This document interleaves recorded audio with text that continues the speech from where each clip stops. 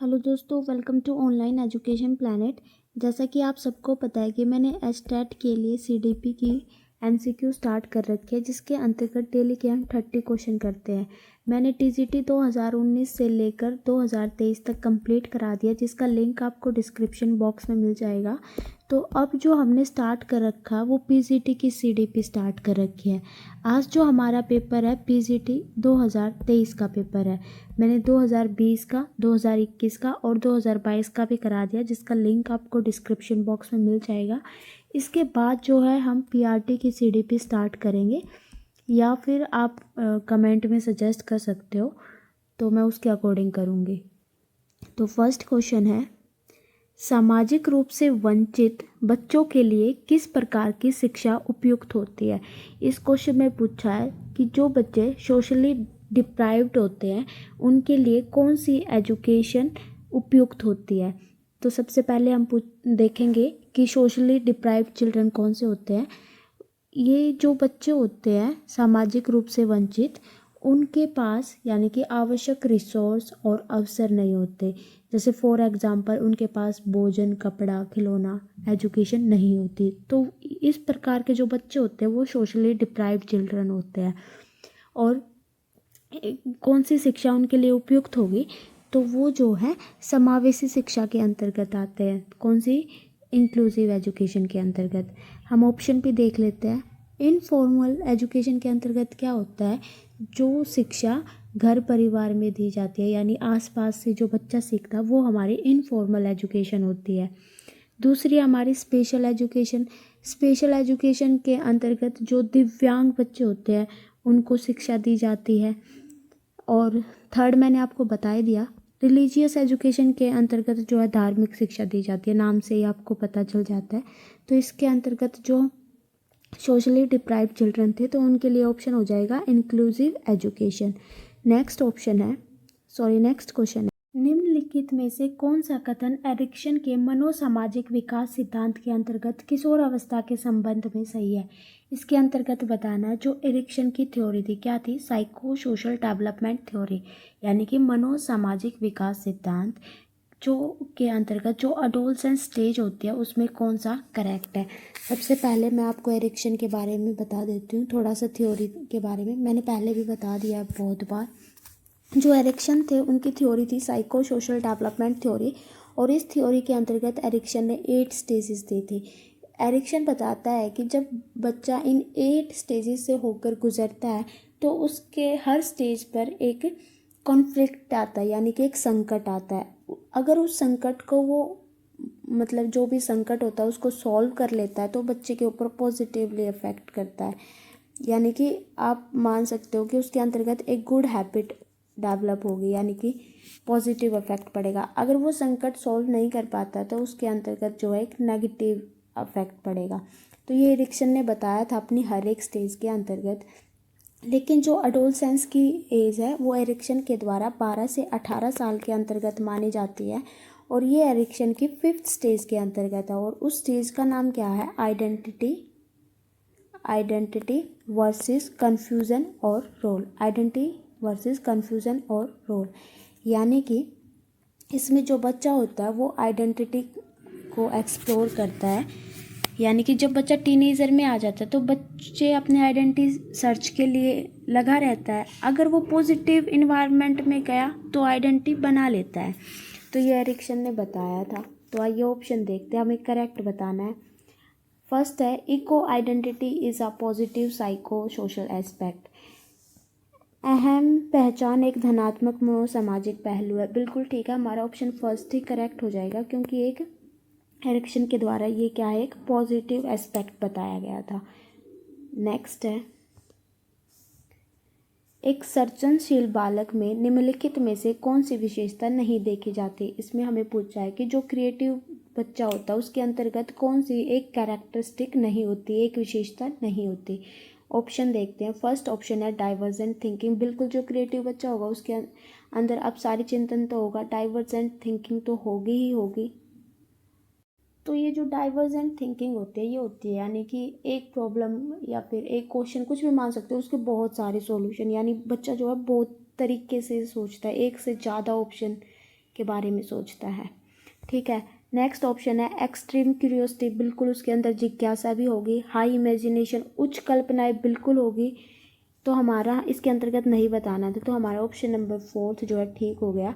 बच्चे के अंतर्गत जो है कन्वेंशनल थॉट नहीं होंगे, जो परंपरागत विचार होते हैं ना वो नहीं होंगे, यानी ऑप्शन नंबर 4 जो हमारा बिल्कुल ठीक हो गया। नेक्स्ट है निम्नलिखित में से कौन सी विशेषता समाजीकरण की प्रक्रिया पर सकारात्मक प्रभाव नहीं डालती। इस क्वेश्चन में हमें बताना है कि जो प्रोसेस होता है सोशलाइजेशन का, उसके अंतर्गत कौन सा पॉजिटिव इफेक्ट नहीं करता। तो आइए ऑप्शन देखते हैं। सबसे पहला है सामाजिक रूप से स्वीकृत व्यवहार, सोशली अप्रूव्ड बिहेवियर, बिल्कुल ठीक है, बिल्कुल पॉजिटिव इफेक्ट करेगा। अगर हमारा सोसाइटी से मतलब सोसाइटी से स्वीकृत व्यवहार है, उनसे रिलेटेड है, तो बिल्कुल पॉजिटिव इफेक्ट करेगा। नेक्स्ट है प्लेइंग अप्रूव्ड सोशल रोल्स, बिल्कुल ठीक है, स्वीकृत सामाजिक भूमिकाएं निभाना। थर्ड है हमारा डेवलपमेंट ऑफ सोशल एटीट्यूड, सामाजिक अभिवृत्ति का विकास होता है, बिल्कुल ठीक है, पॉजिटिव इफेक्ट करेगा। डेवलपमेंट ऑफ सोशल प्रिजुडिस, सामाजिक पूर्व आग्रहों का विकास। तो ये ऑप्शन हमारा गलत हो जाएगा, इसके अंतर्गत हमें नेगेटिव पूछा था। तो ये जो प्रीजुडिस होता है यानी कि पूर्वाग्रह होता है, ये होता है जब व्यक्ति किसी के बारे में पहले ही राय बना लेता है कि ये तो गलत है, ये ऐसा वैसा, यानी कि हम किसी को जानते भी नहीं है, मतलब पहचानते भी नहीं है, लेकिन पहले ही उसके बारे में कोई राय बना लेते हैं, तो वो हमारा प्रीजुडिस होता है। ठीक है, आप समझ गए। तो ये बिल्कुल एक नेगेटिव इफेक्ट होता है, हमें नहीं बनानी चाहिए। तो हमारा ऑप्शन नंबर 4 जो है बिल्कुल ठीक हो जाएगा। नेक्स्ट है वाइगोत्स्की का समीपस्थ विकास क्षेत्र संदर्भित करता है, यानी वाइगोत्स्की का जो जोन ऑफ प्रॉक्सिमल डेवलपमेंट है वो किस चीज़ से संदर्भित है। तो सबसे पहले मैं आपको बता देती हूँ कि जोन ऑफ प्रॉक्सिमल डेवलपमेंट क्या होता है, यानी ZPD क्या होता है। तो ZPD क्या होता है वाइगोत्स्की के अनुसार, ये जो थ्योरी थी वाइगोत्स्की की, ये थी सोशो कल्चर थ्योरी के अंतर्गत ZPD बताया गया था। ZPD क्या होता है, इसके अंतर्गत पॉसिबिलिटी होती है कि बच्चा सीख सकता है किसी की हेल्प से। तो ये एक ऐसा क्षेत्र होता है, ये बीच का क्षेत्र होता है। किसके बीच का क्षेत्र होता है, ध्यान से समझना। ये एक गैप होता है जब बच्चा या तो खुद कर सकता है या फिर किसी की हेल्प से कर सकता है। या तो बच्चा खुद कर लेगा, बच्चा खुद कर सकता है, या फिर किसी की सहायता से कर सकता है। ये जो गैप होता है ये हमारा ZPD होता है। ठीक है, तो आइए ऑप्शन देखते हैं। हमें बताना है कि ZPD किस चीज़ से है। What the child can do independently, बच्चा स्वतंत्र रूप से क्या कर सकता है, नहीं, ये नहीं था। ये क्या था कि बच्चा या तो खुद कर सकता है या फिर किसी की सहायता से कर सकता है, उसके बीच का गैप। नेक्स्ट है बच्चा स्वतंत्र रूप से क्या नहीं कर सकता, तो नहीं की तो बात ही नहीं थी। बच्चा किसी ज्ञानी व्यक्ति के निर्देशन में क्या कर सकता है, ये बिल्कुल ठीक हो जाएगा। यानी कि जो इसके अंतर्गत एक कंसेप्ट मैं भूल गई थी, ये होता है हमारा MKO, यानी कि मोर नॉलेजेबल अदर, यानी कि बच्चा या तो खुद कर सकता है या फिर जो हमसे ज़्यादा ज्ञानी होता है, यानी जिसको हमारे से ज़्यादा नॉलेज होता है, बच्चा उसकी हेल्प से कर सकता है। तो हमारा ऑप्शन नंबर 3 बिल्कुल ठीक हो जाएगा। आपको समझ आ गया होगा ZPD, मैं उम्मीद करती हूँ। नेक्स्ट है यदि कोई शिक्षार्थी अपेक्षित उपलब्धि हासिल नहीं कर पाता है तो उसका कारण जानने के लिए किस प्रकार का परीक्षण किया जाता है। यानी कि if a learner does not achieve the expected performance what type of testing is done to find out the reason. इसमें पूछा है कि अगर कोई भी शिक्षार्थी यानी कि कोई भी उपलब्धि वो हासिल नहीं कर पाया और उसका कारण जानना, हमें क्या जानना है, कारण जानना है। तो जब भी रीज़न की बात आती है, यानी कारण की बात आती है, तो वो हमारा क्या होता है, निदानात्मक, यानी डायग्नोसिस करते हैं, हम कारण जानते हैं। तो कौन सा हमारा हो जाएगा, ऑप्शन नंबर 2 हो जाएगा। और ये जो रेमेडियल होता है, उपचारात्मक, क्या होता है, ये तब होता है जब हम कारण जानने के बाद उसकी उपचार करते हैं। ठीक है, लेकिन जब भी कारण की बात होगी तो वो हमारा क्या होगा, डायग्नोसिस। तो हमारा ऑप्शन नंबर 2 जो है बिल्कुल ठीक हो जाएगा। और जो ये फॉर्मेटिव होता है, फॉर्मेटिव क्या होता है, रचनात्मक, जो हम जैसे फॉर एग्जांपल क्लास के बीच में कोई कुछ भी क्वेश्चन वगैरह पुट करते हैं, वो हमारा फॉर्मेटिव होता है। और समेटिव हमारा लास्ट होता है। ठीक है। नेक्स्ट है, वृद्धि एवं विकास में किस प्रकार के परिवर्तन होते हैं। इसमें हमें बताना है कि ग्रोथ और डेवलपमेंट में किस तरह के चेंजेस होते हैं। तो फर्स्ट ऑप्शन देखते हैं, चेंज इन बॉडी साइज बिल्कुल होते हैं, हमारी साइज में आकार में वृद्धि होता है, यानी कि बड़ा पतला छोटा मोटा। नेक्स्ट है, चेंज इन बॉडी प्रोपोर्शन, शरीर के अनुपात में भी परिवर्तन होता है, बिल्कुल ठीक है। डिसअपियरेंस ऑफ ओल्ड फीचर, पुराने लक्षणों का विलोपन हो जाता है, बिल्कुल ठीक है। नई नई चीज़ों का ज्ञान हमें होने लगता है, ये हमारा डेवलपमेंट के अंतर्गत आएगा। नेक्स्ट है, एक्विजिशन ऑफ न्यू फीचर, बिल्कुल नई विशेषताओं का अधिग्रहण यानी कि ग्रहण करने लगते हैं, बिल्कुल ठीक है। तो हमारे चारों ही ऑप्शन ठीक हो जाएंगे। तो ऑप्शन हो जाएगा हमारा ऑप्शन नंबर 4। नेक्स्ट है, निम्नलिखित में से कौन सा कथन अभिप्रेरणा का अधिगम पर सकारात्मक प्रभाव स्पष्ट नहीं करता है। इसमें हमें बताना है कि जो मोटिवेशन ऑन लर्निंग थी उसके अंतर्गत कौन सा पॉजिटिव इम्पैक्ट नहीं करता। तो आइए देखते हैं, अभिप्रेरणा सीखने के व्यवहार को क्षीण करती है, बिल्कुल गलत है। अभिप्रेरणा मोटिवेट तो सीखने के व्यवहार को बढ़ाता है। तो ये हमारा नोट बताना था, तो हमारा फर्स्ट ही ऑप्शन गलत हो जाएगा, यानी कि ऑप्शन नंबर 1। नेक्स्ट है,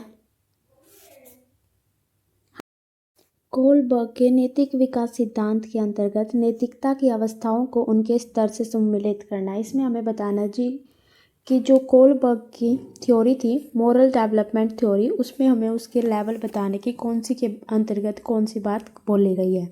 तो मैंने बहुत बार आपको बताया कि कोहलबर्ग ने 3 लेवल दिए थे, याद रखना है, 3 लेवल दिए थे और उसके अंतर्गत 2-2 स्टेजेस यानी कि 6 स्टेजेस दी थी।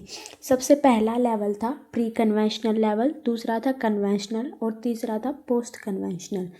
तो आइए देखते हैं।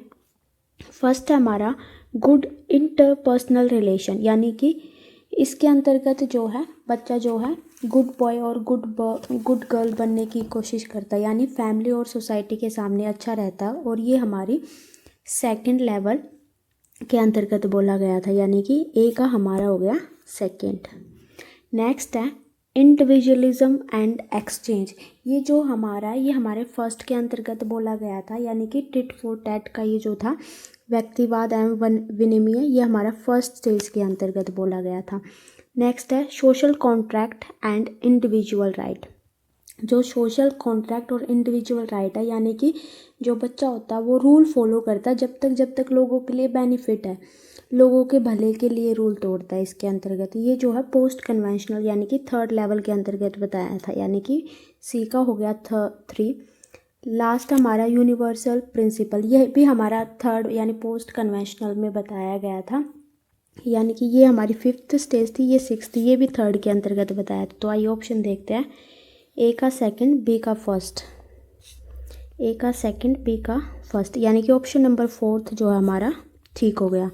नेक्स्ट है, जब अधिगमकर्ता किसी कार्य को बिना किसी इच्छा या उद्देश्य के अपने आप ही सीख जाता है तो उसे क्या कहते हैं। यानी कि जब एक learner learn a task automatically without any desire और purpose then it is called, ये हमारी इंसिडेंटल लर्निंग होती है, यानी कि प्रासंगिक सीख। इसके अंतर्गत जो बच्चा होता है वो बिना किसी एफर्ट्स के अपने आप ही सीख जाता है, बिना किसी उद्देश्य के, बिना किसी इच्छा के। तो ये हमारा हो गया ऑप्शन नंबर 4।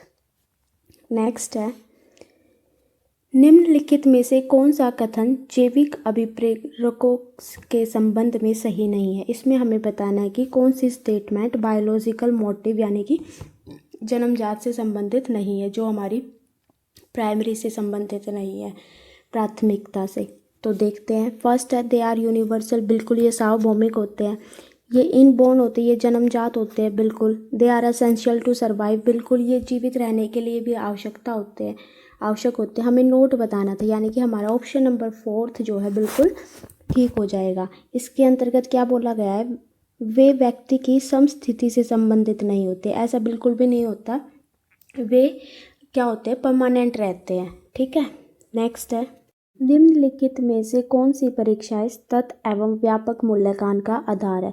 यानी कि which of the following examination are the basis of continuous and comprehensive evaluation. तो ये जो हमारा CCE होता है, ये क्या होता है, ये बच्चे के विकास के सभी क्षेत्र का आकलन करता है, सभी, ठीक है। तो इसमें देखते हैं कि कौन सा परीक्षा का कौन सी परीक्षा इस तथ्य एवं मूल्यांकन का आधार है, यानी कि किसके आधार पर किया जा सकता है। रिटर्न के आधार पर भी किया जा सकता है, बिल्कुल ठीक है। ओरल के आधार पर भी, बिहेवियर के आधार पर भी आकलन किया जा सकता है और प्रैक्टिकल भी, यानी कि हमारे ऑप्शन नंबर चारों बिल्कुल ठीक हो गए। तो ऑप्शन हो जाएगा हमारा ऑप्शन नंबर 4। नेक्स्ट है, निम्नलिखित में से कौन सा कथन बुद्धि परीक्षणों के संदर्भ में सही नहीं है। तो इसमें हमें इंटेलिजेंस टेस्ट से रिलेटेड स्टेटमेंट दी गई है, हमें बताना है कि कौन सी ठीक नहीं है। सबसे पहले है Alexander pass along test is a performance test. जो अलेक्जेंडर का पास अलोंग टेस्ट है वो एक परफॉर्मेंस टेस्ट है, बिल्कुल ठीक है, हाँ जी है। Verbal test can be either individual और ग्रुप। जो शाब्दिक परीक्षण होता है वो इंडिविजुअल और ग्रुप में दोनों प्रकार में हो सकता है, बिल्कुल हो सकता है।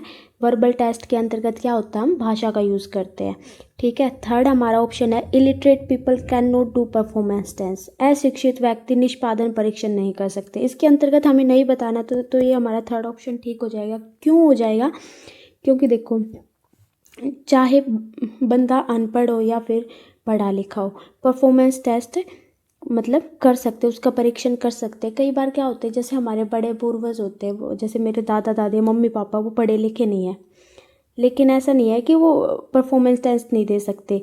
तो ये हमारा ऑप्शन नंबर 3 जो है बिल्कुल ठीक हो जाएगा। कई बार वो हमसे भी ज़्यादा ज्ञान की बातें कर जाते हैं, मतलब ज़्यादा क्या, हमेशा वही करते हैं। तो नेक्स्ट है, हम तो कुछ भी नहीं है अपने पेरेंट्स के सामने। निम्नलिखित में से कौन सा युग्म गिलफोर्ड के त्रिआयामी बुद्धि सिद्धांत के अंतर्गत बुद्धि के तत्व एवं उसके आयाम के संबंध में सही नहीं है।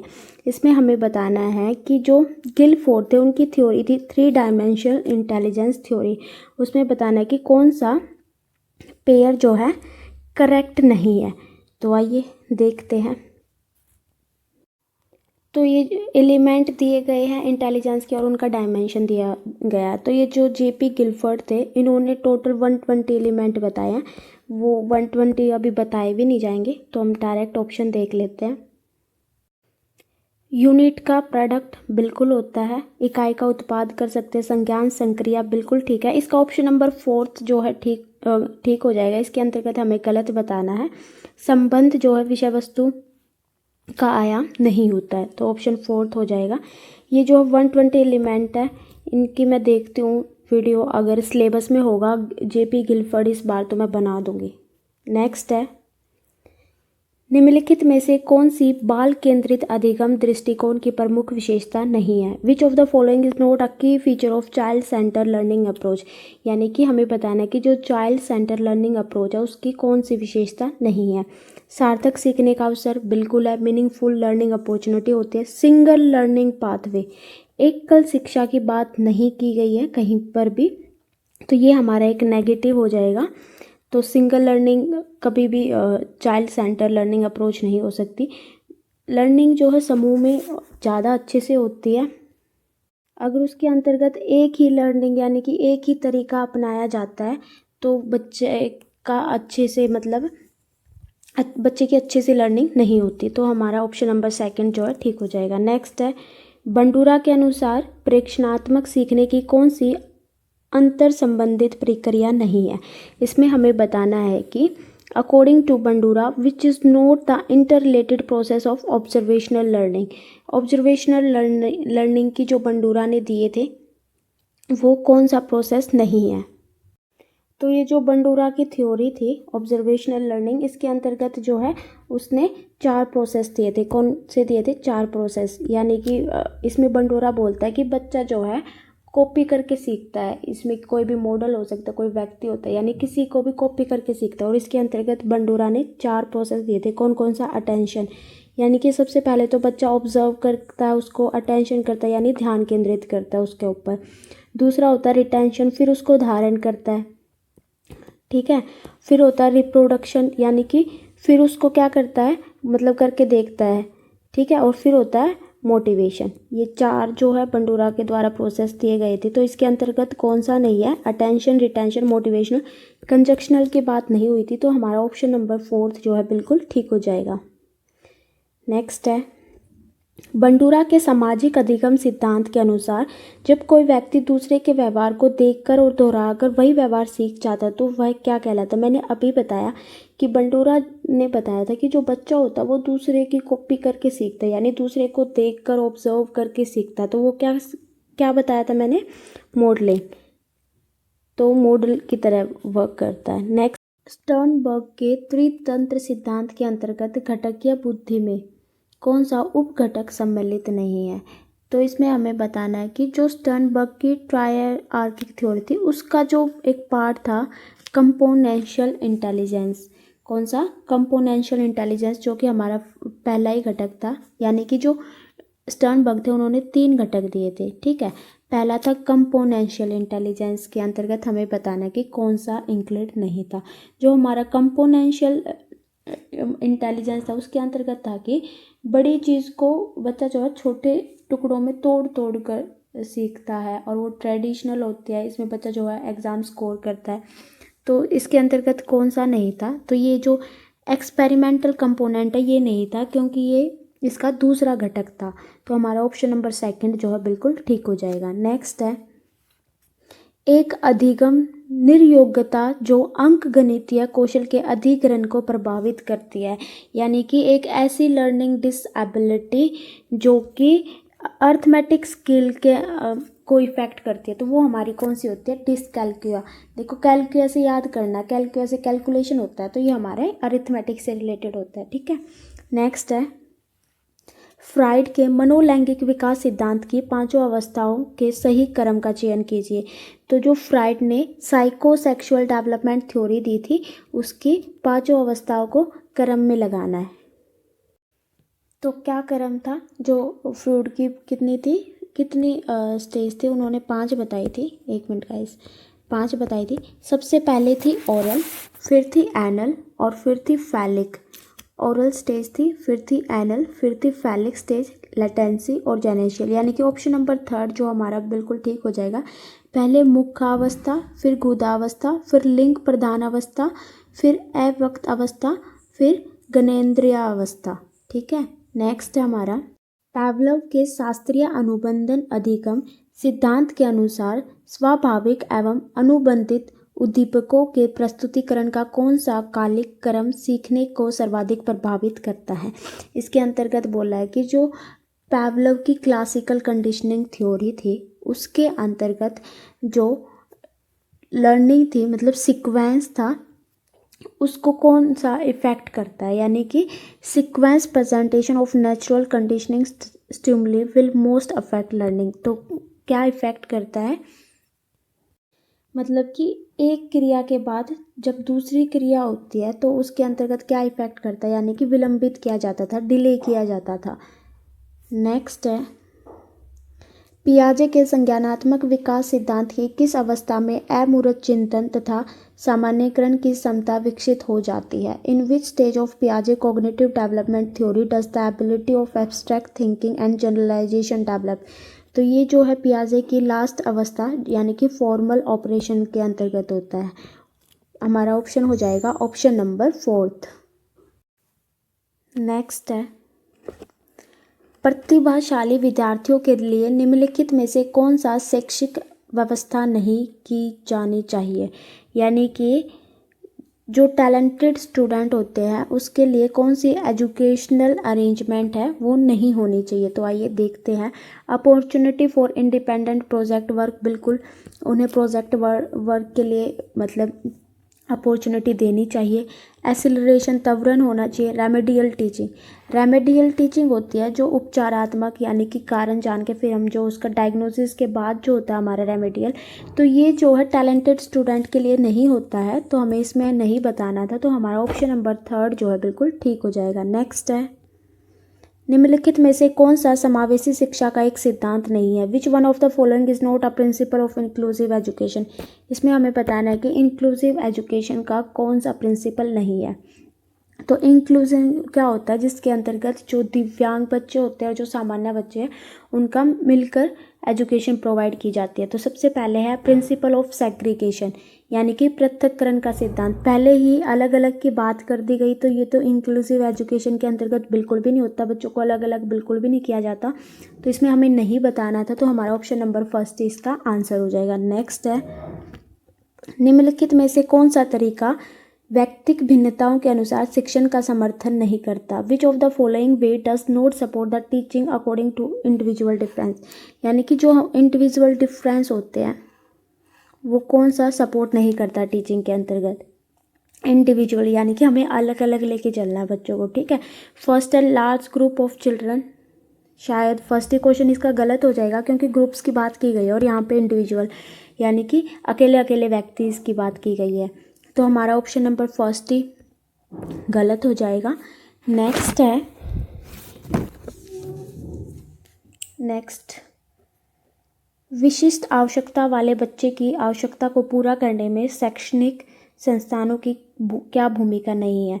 यानी कि जो बच्चे स्पेशल नीड के होते हैं, एक मिनट का, जो बच्चों की स्पेशल नीड होती है उन एजुकेशनल इंस्टीट्यूशन की क्या भूमिका नहीं है वो बतानी है हमें। सबसे पहले admission to school without discrimination, बिल्कुल बिना भेदभाव के बच्चों को स्कूल विद्यालय में प्रवेश देना चाहिए। प्रोवाइड एक्सेसिबल इंफ्रास्ट्रक्चर फैसिलिटी, बिल्कुल सुविधाओं का ध्यान रखना चाहिए। Identify their special need and exclude them from main stream, बिल्कुल गलत है। उनकी स्पेशल नीड आइडेंटिफाई करके उनको जो भी उनकी आवश्यकता होती है उसको पूर्ण करना चाहिए, ना कि उन्हें एक्सक्लूड करना चाहिए या कि बाहर निकाल देना चाहिए। तो इसके अंतर्गत हमें नहीं बताना था, तो हमारा ऑप्शन नंबर 3 जो है बिल्कुल करेक्ट हो जाएगा। नेक्स्ट है, निम्नलिखित में से कौन सा कथन विकास के संदर्भ में सही नहीं है? इसमें हमें बताना है कि डेवलपमेंट के लिए कौन सा कथन सही नहीं है। फर्स्ट है, development is the product of maturation and learning, बिल्कुल ठीक है। डेवलपमेंट जो है मैच्योरेशन और लर्निंग का प्रोडक्ट होता है। Later development is more critical than early development, ये हमारा गलत हो गया। मैंने ये 3-4 बार रिपीट किया हो अपने सीरीज़ के अंतर्गत। जो हमारा अर्ली डेवलपमेंट होता है वो ज़्यादा क्रिटिकल होता है या बाद के यानी कि लेटर डेवलपमेंट से, तो हमारा ऑप्शन नंबर सेकंड जो है बिल्कुल ठीक हो जाएगा। नेक्स्ट है, समावेशी शिक्षा का त्रिआयामी सिद्धांत किसके द्वारा प्रतिपादित किया गया था? यानी कि the 3 dimensional model of the inclusive education propounded bye home. तो ये जो 3 डायमेंशनल मॉडल था इंक्लूसिव एजुकेशन का, वो 3 साइकोलॉजी के द्वारा दिया गया था। कौन कौन थे उसमें? ग्रिफ्थ, कॉपर और रिंगलैबोन, यानी कि ऑप्शन नंबर फर्स्ट। नेक्स्ट है, समाजीकरण का अर्थ है सामाजिक संबंधों में परिपक्वता आना, यानी समाजीकरण की यह परिभाषा किसके द्वारा दी गई थी? तो ये जो परिभाषा है ये हरलोक के द्वारा दी गई थी, ऑप्शन नंबर 4। कुछ क्वेश्चन फैक्ट्स होते हैं जो आपको याद ही करने होंगे।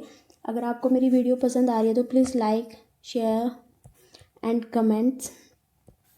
अब मुझे समझ नहीं आ रहा कि सीडीपी के बाद मैंने पीआरटी की कराऊं या नहीं कराऊं, क्योंकि टीजीटी और पीजीटी में ही इतने क्वेश्चन रिपीट हो गए हैं, 70 से 80% वही क्वेश्चन बार बार रिपीट हो रहे हैं।